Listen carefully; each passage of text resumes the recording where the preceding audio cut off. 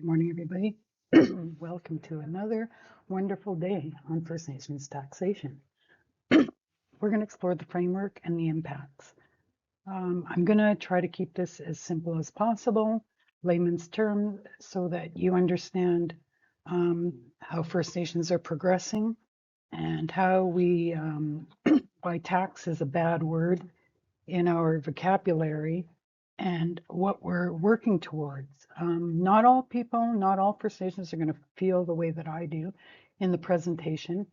There is significantly a divide between Central and East Canada to the west. The west, as we become self-governing, rights and titles, independent, treaties, our treaties aren't quite as old and antiquated as the Central Canada to East Canada, but they just let me say this.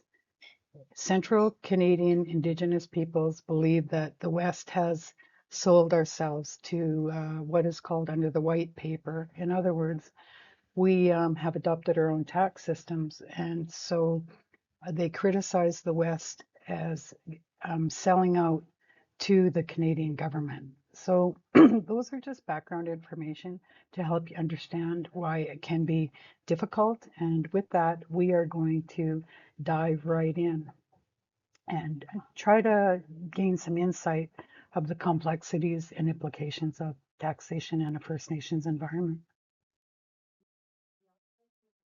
Okay, so first things first, no nation is the same. Okay, we do not speak the same languages. Okay, even in British Columbia, and to give you an idea, in British Columbia, we have 273 First Nations as opposed to across the country. You know, our nations may be small in British Columbia, but still our cultures and ways are significant. Okay, to give you an idea, some of us are powwow, some of us are potlatch. Well, what does that mean? Some of us are rights and titles, some of us are treaty, and some of us are self-governing. What does that mean? These are all ways under the Constitution that, you know, since pre-Confederation, Confederation, we have been exempt from taxes, and we consider taxes blood money, and we'll get into more of that, okay? So understand, we have different dialects, different cultures, different ways that we do things. I am Silk from the Silk Nation Alliance.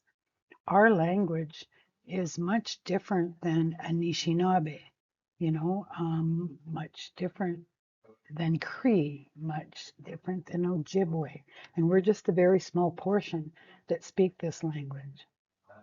All right. So what we're sort of going to talk about, we're going to keep it simple, is the historical context of First Nations and taxation, how it came about, what it looks like, legal framework and jurisdictions, a lot of challenges there. Taxation models and practices, do we have any? Challenges and opportunities, and then the future directions that we're taking.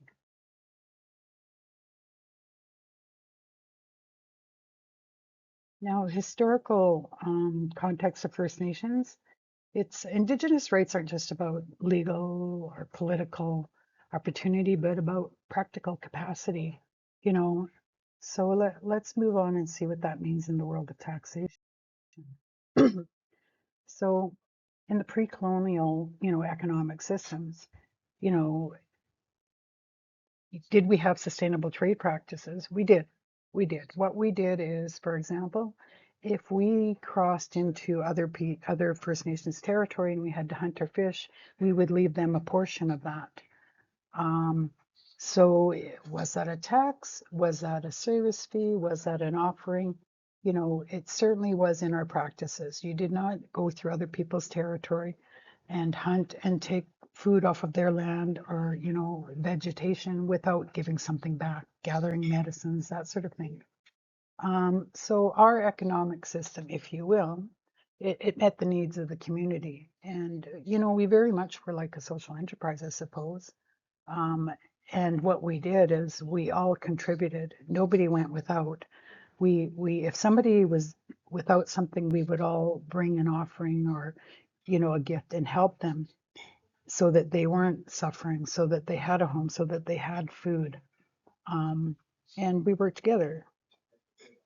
So the cultural values in our economy, that's the big way. Like we just didn't abandon and leave each other. So for example, if an elder, if there was a woman and she was all alone, often they were taken in, or children, if they lost their parents, were taken in and adopted to an extended family, and everybody would provide, and it was reciprocal. A lot of time, our elders, they would gather medicine, they would help us, they would care for the children, as people were going around their daily chores, and they would tell stories, and the children would love it. They would sit at the feet of the elders, and it was very much a circle that, you usually see the medicine wheel where we all interacted together.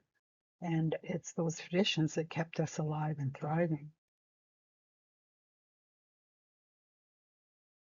So the impact of colonial policies, everybody has heard about, the impact, the first impact in colonial policies. It did disrupt our traditional economic systems, but we did have to evolve. The appropriation of land in the 1700s when we were negotiating, we did think it was nation to nation, but it was not.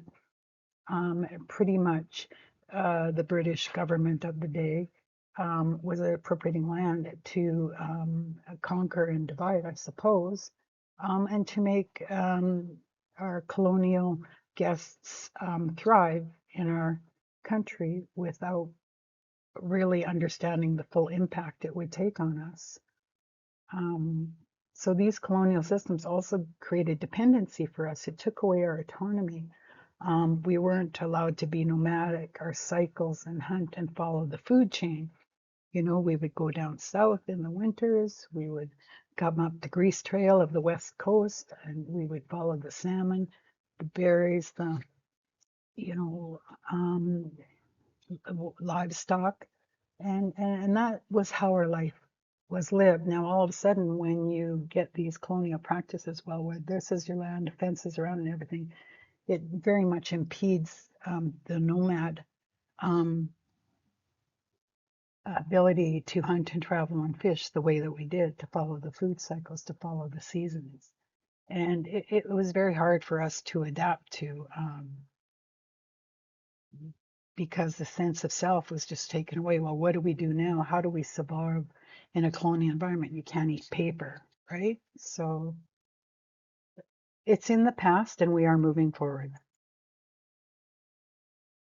So we have to understand there are three groups of Indians in Canada. I come from Lower Sinook Indian Band. I refer to it as Indians. We own it. Indio means children of God or people of God. And it was an endearing um, name that was given to us at the time. And I know my people in the Silk Nation Alliance were all Indian bands except one is Westbank First Nations. So when I speak Indian, it is not meant to be disrespectful. We're very proud of it. Now we have to talk about three groups. We have to talk about the treaties. Those were the first. Then we talk about rights and titles. And then we talk about self-governing nations, okay, affecting taxation. So it might surprise you to know that not all of us have signed treaties, okay? So treaties, when we go way back to the 1800s, Central Canada, 1700s, they established an outline of our taxation rights and our, fiscal policies at various levels of governments. Well, we were exempt from tax as long as we were on reserve. We didn't participate, we didn't compete with commercial enterprises off reserve in that era. That's many years ago. It has evolved. Okay, so legal frameworks of taxation affecting Indians today. There's not a lot of legal frameworks that we have adjusted to. We are working on that with rights and titles. Rights and titles Indian, just so you know, I am Rights and Titles Indian. It was a result of the 2014 Chilcotin case on Highway 20 in central British Columbia, closer to the west coast. They, in essence, earned the rights to this land that they fought for and they died for. And this land is not British Columbia land, it's not Canadian land. This is Indian land, Indigenous land. So the best I can help you understand this is Vatican City. Vatican City itself is its own city governing within a country of Italy. So this is what this rights and titles case is. Now, as long as we maintain our cultural practices, we don't come, stray from that. This is what this land remains as. Okay? And we are able to, because it's not British Columbia or Canadian land, we are able to write, policies around this and legal frameworks. Currently, I believe there's a memorandum of understanding with the Chilcotins and province of BC because, we do have to work with the governments in place now. We are progressive. Indians are allowed to progress. We aren't stuck in the past, okay?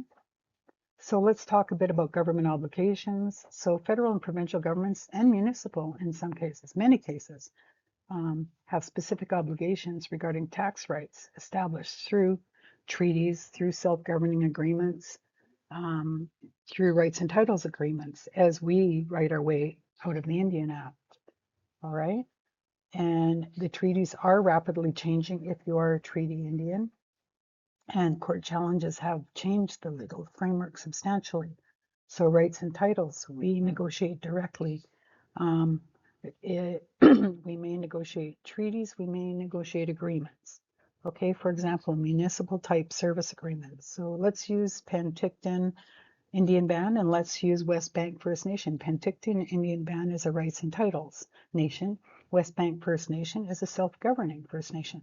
So municipally, we have what's called municipal type service agreements. In Penticton, you have an airport that is on reserve, and you have a lot of the water infrastructure flowing along the canal between Okanagan and Skaha Lakes that is jointly held assets or infrastructure of Penticton, the people, and Penticton Indian Band. Now, Penticton Indian Band is responsible for the stewardship of it, and we're rights and titles. Now, Westbank First Nation, who is a self-governing First Nation, has a municipal type service agreement with the city of West Kelowna, and basically we share bus services, we share highway transportation costs, that sort of thing. And we have a lot of people on the Westbank First Nation that are non-Indigenous that live on reserve. So I believe last count 70% of Westbank First Nations revenues are from property taxes. So there, in that case, they use the legal framework that the province uses to charge property taxes to any citizen. And that is what is working for us right now. So legal framework and jurisdiction. I sort of just gave you an example with Westbank First Nation and Penticton, whether it's an MTSA, Municipal Type Service Agreement, with either nation, whether you're self-governing or rights and titles. So just a really quick, brief history, and so you have it here in front of you. So the three evolving tax groups, Rights and Titles Indian, the 2014 Chilcotin Rights and Titles case had a huge impact. We can literally write our own tax laws. We are not bound by the Indian Act. We self-governing. We can now move ahead in a way that respects our culture and still aligns itself with the governments of the day. Treaty Indians, so we had 11 treaties signed between 1871 and 1921. Well, unfortunately, like the treaties of 1871 are very, very restrictive. They are moving ahead in different avenues because what happens is they can't set up property tax systems. They have basically all the infrastructures like gas lines, water lines, all of that running through for cities that are not on reserve. And because the way the treaties were read, and they're very old, is how do they take control of that, and how can they create a tax agreement Do they have to rewrite the treaty, challenge their treaty? In Western Canada, Manitoba area, my experience has been is that they are going to court and they are challenging the treaties and updating to have more autonomy and to be able to prepare their own legal frameworks. As the Canadian government has benefited significantly from those treaties with the infrastructure running through the reserves and that as the taxes go to the Canadian government and not the First Nation.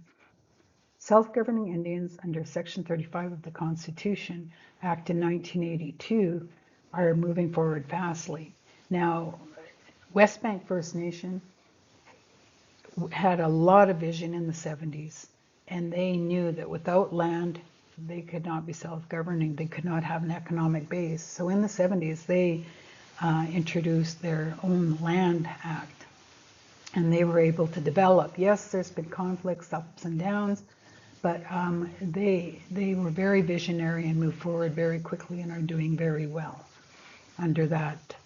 Again, 24 different self-governing Indian nations in Canada at this point, Tsawwassen most recently. Now, what you're going to look at in Tsawwassen is the framework as they've adopted part of the Canadian tax framework as they have signed away their tax rights in various areas, or not necessarily signed away, but they have, they're sharing the legal framework within the province of British Columbia. Nisga'a First Nation in the year 2000 did sign away even their members' tax rights. So members, no matter where they worked, on what reserve, they had to pay taxes because they were part of the Nisga'a First Nation. And we'll move on. Okay, so what about our constitutional rights as a First Nation? Is it different than other, people who are not First Nations? Well, I don't believe so. So the Constitution Act does acknowledge our inherent rights, affirming our authority and governance, under Section 35 of the Constitution. In other words, we can be self-governing in a way that is culturally acceptable to us and in our languages and the ways that we were taught to protect the land and keep some of our traditions. And also we're allowed to progress and evolve. And, like any society, we have to if we're going to survive. Taxation systems, so the frameworks provided by the Constitution Act is vital to establish the legitimacy of First Nation taxation. Now, as I said, taxation in our language is not a good word because a lot of us feel that we died. And we have blood for those lands. So it is a sensitive topic, okay? You have to keep in mind that you have to look at each of these three groups differently. The cultures are significant different, the views are different, and the written documentation can be restrictive. And so we have to find ways how to get out of the Indian Act. And we do that through negotiation, and we do that through agreements that are acceptable to both parties. Okay, Section 87 of the Indian Act lays out the tax exemptions in Canada. Okay, and there is no legal framework for personal income tax as of yet. Redistribution, there is the First Nations GST, there is the property and sales tax. And just so you're aware, self-governing First Nation, for example, Westbank collects tax on tobacco. And they are First Nations GST. So what happens is those tax revenues get directed back to Westbank First Nation. They're able to use it to develop and build the infrastructure in their communities. So federal and provincial taxes, we could include their municipal taxes as well. So, it's just not about numbers. What I often say is I talk to my people, I said, there's a reason that call it a service fee, if you will. It's the foundation for a better future. Do you use the roads? Do you go to the hospitals? Do you utilize the school system? So, well, who's supposed to pay for these? We can't expect non-Indigenous taxpayers to pay for this only. We have to make our contribution as well so that we live in an equal world. And many of our forefathers believed in a world where there was no color. Chief Joseph Nez Perce, he said he longed for the world where man did not look at skin. And, you know, we do have to pay a share because we are utilizing those services, and it's not fair to be a burden to other cultures. And we were never that way. We were always very self-sufficient. So our thinking, you know, there's lots of arguments to and for, and I don't want this to be political. I want to look at our history. So our ancestors, as discussed earlier, when we crossed other tribes' territories, we had to hunt, we had to fish, and as part of our custom, we offered a portion of the hunt or fish. If we gathered medicines, we offered that. If we knew about seeds and growing, we would offer that and show them. This was knowledge sharing. This was trading, you know. And so while currencies in the world may have changed, and you know, all of a sudden this paper money or this gold was important to the colonial people, we believed plants, food, riches of the land were what was needed to sustain us. And my grandmother always taught me when I went to Harvard, especially, Shelley, remember where you come from. You cannot eat paper.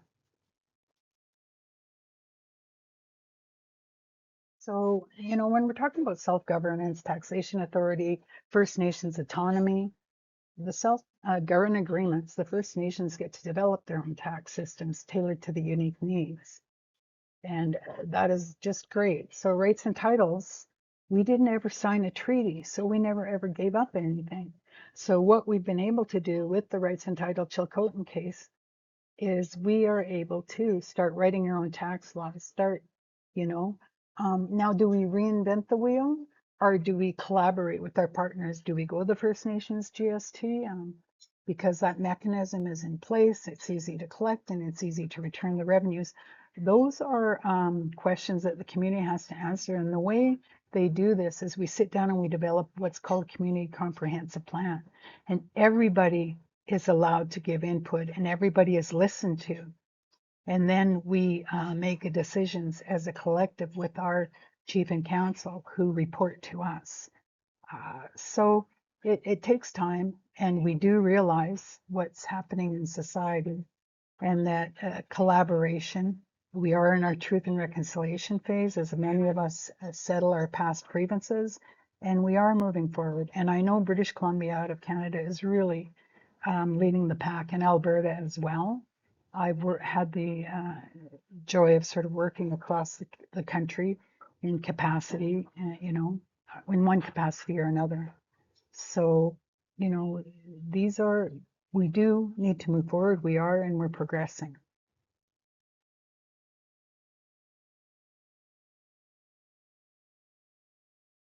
So, what are taxes? I know that's probably obvious to many people out there. It is not to our people because they said, well, you know, as we have an oral history, and you know, tradition is passed down, we don't always read everything and all of the changes, but that's changing with our new and upcoming youth as we encourage education, we encourage exploration, we encourage that they learn. So as Chief Dandor taught us, you know, learn about this culture outside of our communities so that you're able to be equal, not above, not below, be equal with these people, and we can survive in these societies because we do walk in both worlds and we are really transitioning. So taxes in essence, you know, they come in many forms. You're making a contribution to invest in your First Nations communities. You may be having a municipal site service agreement where you're making a contribution not only in a First Nations community, but outside of a First Nations community because you want to share infrastructure such as roads, such as transportation, the bus system, the hospitals, the education system if you don't have on reserve schools. So think of taxes as contributions or think of them as we did in the past where If we're on someone territory, we make a contribution, they make a contribution back. It just happens to be a form of paper currency now, as opposed to the food and fauna that we used to share. So there are a lot of forms, of income that we give back to our governments, so First Nation governments, to provide essential services such as roads. So in the case of roads, like many of the First Nations I worked for, we would charge logging trucks that drove through reserve land a rate per kilogram, or rate per kilometer, pardon me. So 50 cents a kilometer or 25 cents a kilometer, because the wear and tear on the road was much, much more. And we would have to use that money to repair the roads. Some of us have agreements with the Ministry of Transportation of British Columbia. And so we share our revenues with them and expect them to maintain the roads. But some of the roads on reserve, no, that's our responsibility. So we will charge people that are logging, people that are mining, a service fee on those roads to maintain the roads. Okay, so that's an example. We also get back to hospitals, healthcare, education, and social benefits. On the reserve, we administer our social benefits to people on the reserve, and if the people are non-status, we administer those as well. And we also, a lot of our medical clinics serve in rural communities, non-status individuals. They come, we're set up, and we have doctors and nurses, and they get their healthcare needs met on reserve now. So it is going both ways, and you can see why it's important that taxes, this form of income or service fees, or whatever you would like to refer to it to, is contributed in some framework. So, what is tax exemption? Under Section 87 of the Indian Act, personal property of a status Indian is exempt from taxation if income is earned on reserve and the property is located on reserve. Okay, that's as simple as it gets. So, this is really important when we talk about the intergovernmental agreements and tax sharing and how to facilitate tax sharing. So I just gave a little snapshot here of the Revenue Canada page. There's many more First Nations in this. These are First Nations goods and services tax administration agreements. These are First Nations who are managing their own GST. Okay.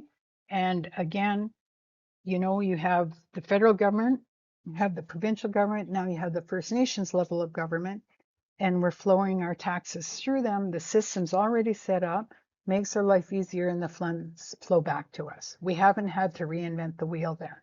We've been able to work with it. So, tax sharing is really essential for resources and promoting economic development and community growth. Indigenous businesses, Indigenous economy, this third economy, is growing like crazy because we're not going to be able to depend on the federal government forever. There's going to come a time when those dollars don't come anymore.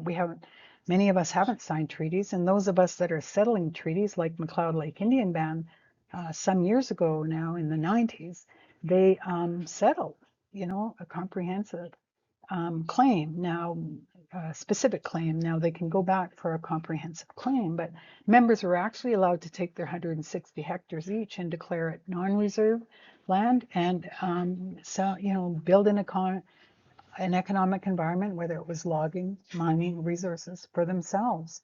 So, we're moving very rapidly. And the Yukon, has its own agreements. Ontario has its own agreements. Saskatchewan has its own agreements. So it's just not as simple as saying, okay, you're exempt from tax, you're not exempt from tax. You have to look at what the agreements are that you've negotiated with your governing partners, okay? Now, the agreements, yeah, they're really good. They're looking at, I'm really quite impressed. The government has really come a long way on respecting Indigenous rights and culture. You don't just sit down and have one meeting, 1 hour, and they're solved. You look at how does it affect the culture? How does it make sure that First Nations are being responsible for themselves, self-determination? I'm very happy. You know, I'm 62 years old now. When I was growing up, it's like a world of difference. Um, so I am excited in the direction that we're heading. And yes, of course, we have a long way to go. There's always room for improvement, but we are moving forward.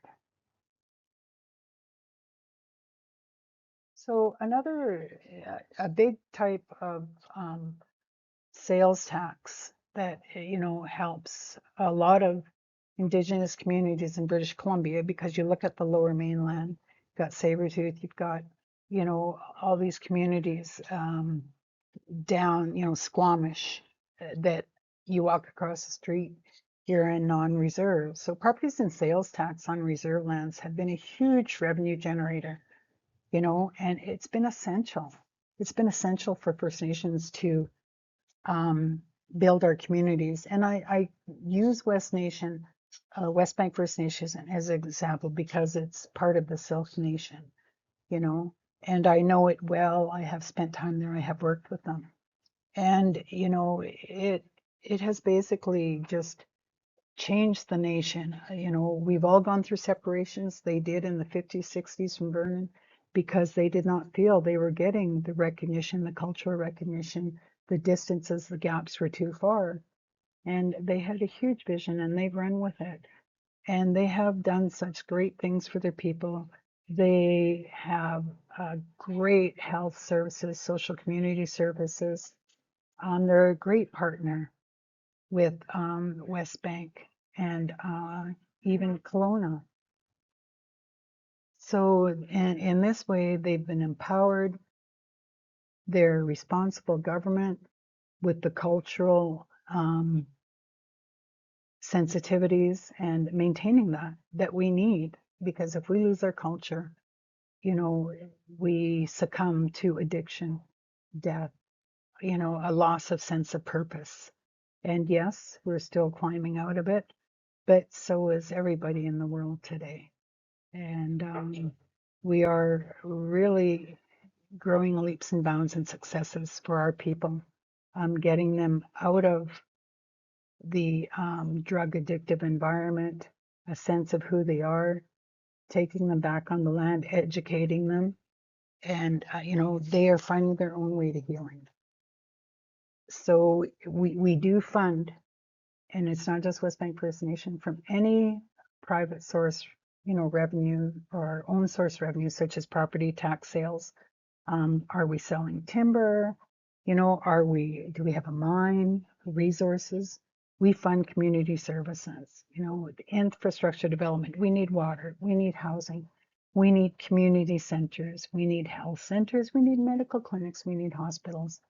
You know, we need to maintain our roads if we, you know, on reserve, especially if we don't have an agreement with the Ministry of Transportation. And typically we don't on reserve. It's the roads that go through our territory, like the main thoroughways and that. That's why we sign those agreements, because they have the best equipment and resources to deal with. We fund education. Almost any First Nation I worked with, we fund education no matter what, even if we go in a deficit. That is the future. That is, if our people don't get educated, they don't learn how to live in both worlds, and that, you know, truly the community suffers. You know, we're funding our own health. First Nations Health Authority in British Columbia, we have our own First Nations Health Authority. It's nowhere else in Canada. Everyone else is under the old Health Canada regime. We are independent.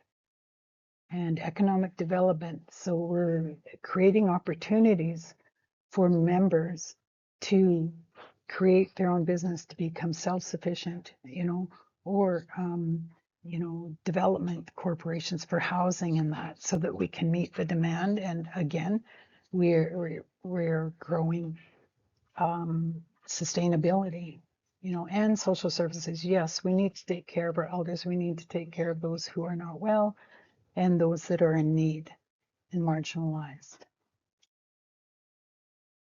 So the challenges that we face whenever we mention this word taxes, as I said, member opposition, it is in the mines that you know, people died to get this land, you know. And the other thing is, do we have the capacity to manage, which we're proving we do. But the biggest thing that member opposition was, is how do we deal with that? And that's going to be through education, and that's going to take time, and that's going to say seeing is believing. What they see and what we're doing, something has to be done. Because the Canadian taxpayer overall will not be paying for First Nations forever as we settle our claims and we move forward.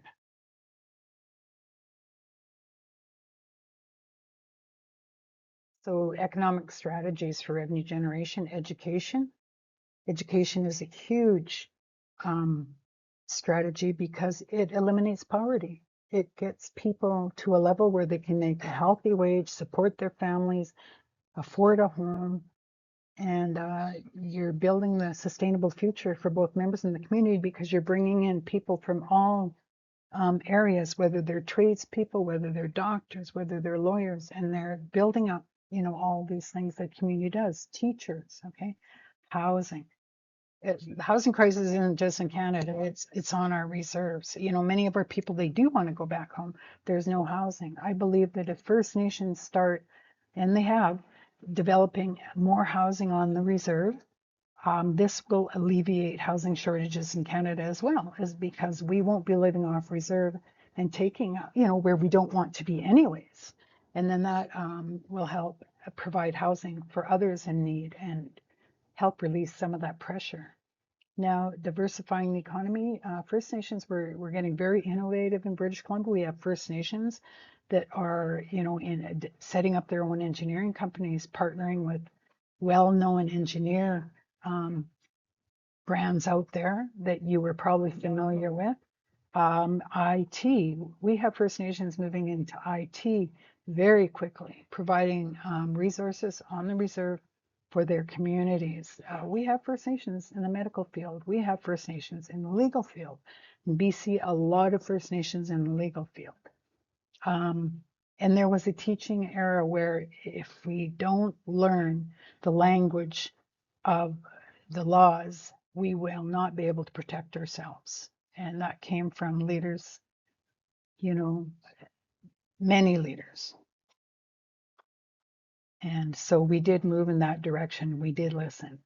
So business ventures. So, Penticton Indian Band, I'll use an example. They have aggregates. They have a forestry operation.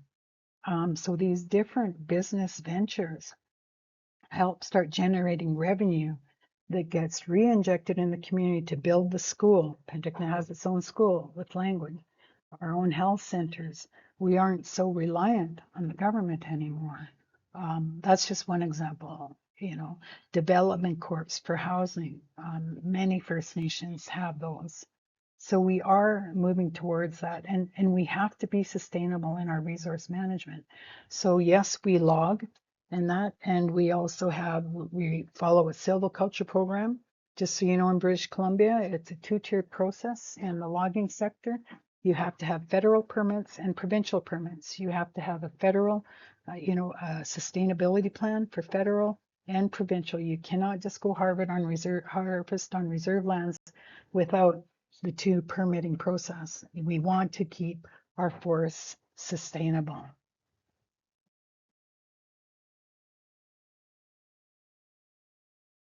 Challenges and opportunities, barriers. We sort of touched on this, the member opposition. They oppose the word taxes, as the history associated with the colonial government was taxes equal blood. The land was bought for blood, okay? So, somehow we have to work through that. And how do we move forward? Okay, we cannot move forward without starting to collect some form of service fee, because government support will not be there forever as we settle our claims and become less and less reliant on the federal and provincial governments. A lack of capacity. Not every First Nation has a finance department that is able to deal with the tax revenue collection and sending out tax notices, and it has to be trained. People have to be trained, but we are working towards that, and we're doing quite well in the Silk Nation communities. Okay, the legal ambiguities, so unclear legal frameworks. So for example, the biggest one is we don't have a framework on personal income tax transfers. Right now, even as a status Indian, if I file my personal income tax return, the money goes to the federal government who redistributes to the provincial government. There's no redistribution mechanism directly to the First Nations government, and that has to be worked on, you know. It's not viewed, I guess, as a priority. I think it needs to be a priority, especially with how fast the world is moving, and we seem to be moving to this global environment. And government resistance, the government, they just don't want to change. They're running systems that are old, and they don't want to renegotiate it. And, they're, what falls outside of the Indian Act, for example, the GST and Excise Act, it does fall outside of the Indian Act. So it was um, interesting to see that we were able to negotiate with First Nations GST. Um, so, it's like anything, you have to negotiate, right? And get the right fit for your community. So the social and economic impacts, sure. Taxation definitely affects the economic landscape, as you've seen in the prior slide presentation, and it does help us for the future. That funding gets reinvested. We do capital asset life cycle plans now. We do community comprehensive plans. We listen to the community. What do they want to see? They want to see a playground. They want to see a language school. They want to see safety. They want lights. They want to name their streets. They want their communities to thrive. Funding services, education and healthcare directly linked to the tax structures that we talked about, and community well-being and sustainability for the future, and development projects.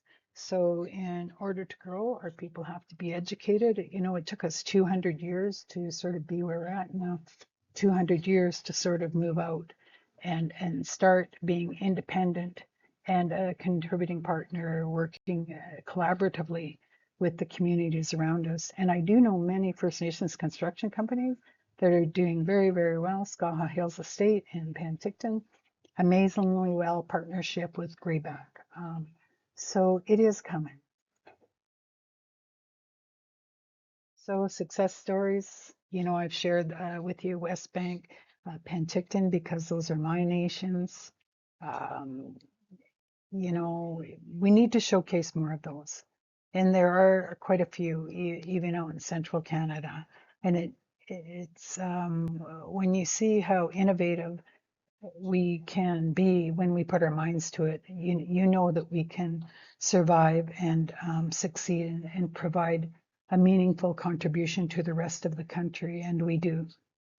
Okay, so best practices in taxation, yeah, we want to, but we don't want to gouge our people as well. We get it, everybody makes a contribution, self-sufficiency and growth. Yeah, we have to be able to fund what we deem is important culturally and for the community and to survive in this world. So future directions in First Nation taxation, okay? Look, under the First Nations Financial Management Administration Act, we are allowed to enact laws and values of the lands, establish mechanisms, set tax rates on land values, collect tax revenues. That's one area that we very much have moved quickly on, thank goodness. Now, tailored taxation policies. I know a lot of us rights and titles, we are working on our own taxation policies. And what does it look like? How much do we take from here for here for here? And we don't rely just on taxation. We have to think innovatively. We have to think about our businesses, our economic development. How much do they need to contribute? And so it is, like budgeting and balancing everything. It's just like anybody else. And economic dependence, of course. We want to be independent. And at the same time, we might need help for a little bit longer, but we are moving towards that. As you see, we settle our grievances and we're in the truth and reconciliation phase now. And taxation policies, as we develop them, we have to look at the unique needs, meaning we'll look at the community comprehensive plans. We'll probably have plebiscites, community involvement, and what does that look like? It strengthens our fiscal economy. It empowers us because now we're back in control. Yeah, we're not nomadic, but we are entering more into trade agreements, and our people were known, the Silk people, as traders. We weren't known as warriors. So this is something we're very comfortable with, is negotiating agreements. And we just had to get educated and get to a level where we could do this, and we're there. We need control over our resources. Water is very sacred to us. Water has always been a place of healing. Cold water, there's certain things you just don't put into the river. We go down and when we're feeling overwhelmed, or we go and we lay in the cold river, and that clears our thought process away. Now you can look at medically biological things derived from that, but these are customs and things that we have passed down. So we have to have control of our resources so that not only, the practical things that the Similkameen River might bring, but also the healing and spiritual things that it brings to us and the healing. Okay, flexibility. Yeah. So we're all going to have to be flexible. We have to find the common ground and not focus on um, what drives us apart. We have to find the common ground that brings us together.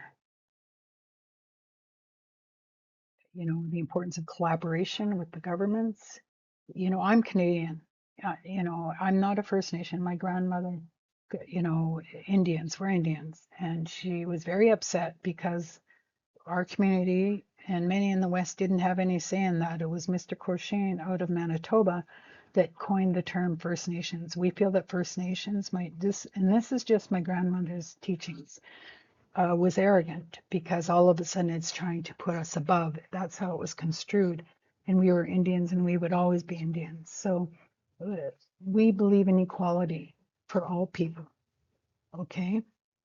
We have to have frameworks that work, all parties involved, because we all live together. We all work together. Nobody's going away. This is the way of the future. So addressing the challenges through strong partnerships. You know, whether it's through our government partners, or whether it's through our municipal partners, or whether it's through economic ventures. It's not just about government. Enhancing revenue capacity. What is the way of the future? Solar,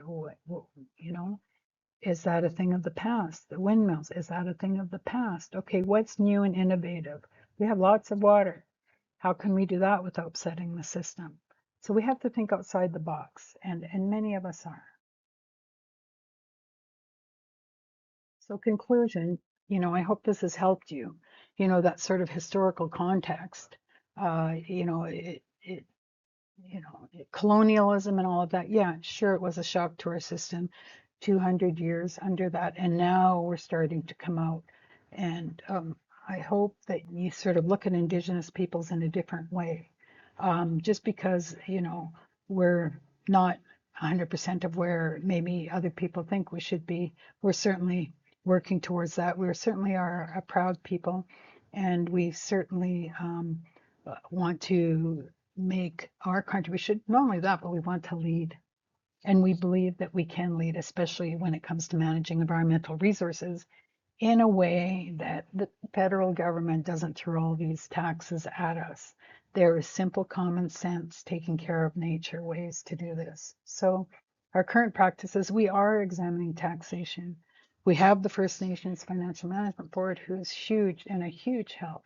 And, we have our own tax commission, so that Manny Jules had set up some years ago for property taxes and sales. We have our own First Nations GST option. We have to look at a mechanism for the way of when we're filing our personal tax returns on how we might be able to make a contribution that way. Okay, so future opportunities, again, the balance between laws, government partners, municipal, provincial, federal, the economic, the private sector, if you will, individuals. How do we all work together and ensure that we have a sustainable, viable future you know, without dying over the costs. So I've just left a little bit about me in here. I just want you to know I'm going to do a bunch of, it's tax season, of course, in Canada. You know, it's February 2025, February 24th, 2025, you can start filing your personal tax returns online. I am going to do some seminars, or videos. I do want to touch on Bitcoin because I've delved deep into it and the tax consequences, and I have a lot of people asking me about Bitcoin. So I'll be doing a video on that. I'll also be doing, taxes for Indigenous peoples. And if you want, I can do taxes for students, taxes for newcomers to Canada. I'll probably hit on because I have a lot of requests for that. Please feel free to reach out. You've got my email in the presentation. And I just look forward to hearing from you all on how I can make this better. Thank you.